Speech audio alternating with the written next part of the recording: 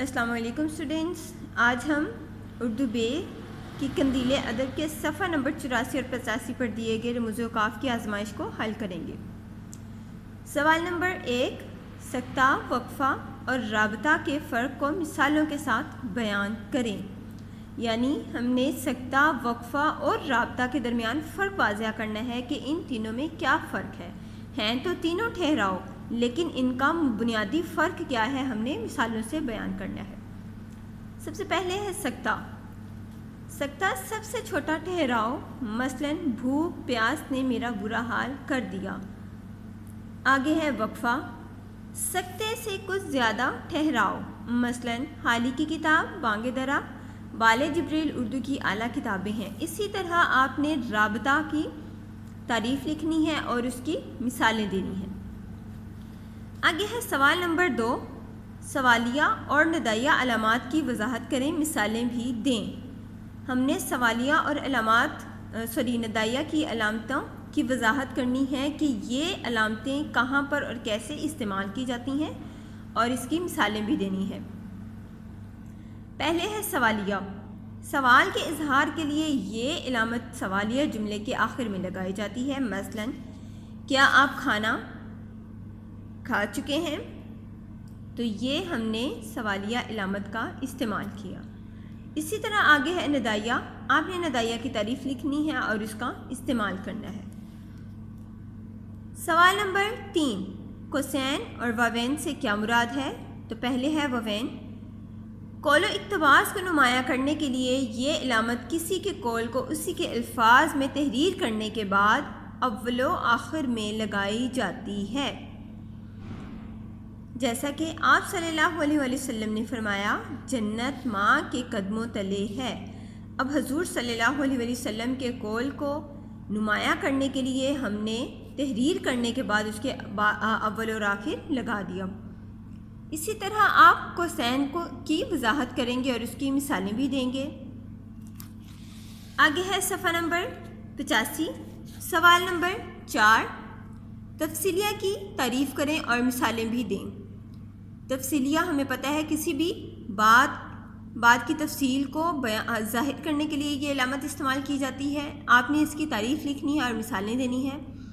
آگے ہے ختمہ۔ ختمہ کیا ہوتا ہے؟ لکھیں۔ ختمہ ہم جانتے ہیں کہ جملے کے اختتام میں لگائی جانے والی علامت کو ختمہ کہتے ہیں۔ یہ آپ نے اس کی تعریف لکھنی ہے اور مثالیں دینی ہے۔ آگے ہے رموز اوقاف کی مدد سے جملے مکمل کریں۔ ہمیں ایک پیراگراف دیا گیا ہے، ہم نے اس پہ رموز اوقاف استعمال کرنے ہیں۔ ہم پیراگراف پڑھتے جائیں گے اور جہاں پر جس علامت کی ضرورت ہوگی اس کو لگاتے جائیں گے۔ کالج میں کئی لڑکوں سے میری دوستی تھی، یہ جملہ ختم ہو گیا تو ہم نے لگا دیا ختمہ۔ ایک ہم جماعت اشرف تھا، جو کم گو اور نرم طبیعت والا تھا، یہاں پر جملہ مکمل ہو گیا۔ اور یہاں پر دیکھا جائے تو ہم نے پیچھے پڑھا تھا کہ کسی بات کی وضاحت یا اعتراض کے لیے ہم کوسین کا استعمال کرتے ہیں۔ تو ہم نے جب اشرف کی بات کی کہ وہ کم گو اور نرم طبیعت والا تھا تو ہم نے اس کو کوسین میں کیا۔ میں نے کبھی اس کی طرف توجہ نہ دی، ختمہ۔ مجھے ایسے لڑکے اچھے نہیں لگتے تھے، ختمہ۔ گرمیوں کی چھٹیوں میں میں نے راولپنڈی اپنے چچا کے گھر جانے کا پروگرام بنایا، ختمہ۔ ٹرین پر چڑھتے ہوئے مجھے اشرف دکھائی دیا، ختمہ۔ کوئی اور دوست نظر آتا تو مجھے خوشی ہوتی، مگر اس کو دیکھ کر مجھے شدید بوریت ہوئی کہ اگر اس نے مجھے دیکھ لیا تو گپ شپ کرنے کے لیے میرے پاس نہ آ جائے، ختمہ۔ خیر، آگے ہم نے علامت استعمال کی ندائیہ کی۔ میں نے ایک رسالہ خریدا اور پڑھنے لگا، ختمہ۔ دوران سفر میرے پیٹ میں درد اٹھا جو کسی صورت ختم نہیں ہو رہا تھا، ختمہ۔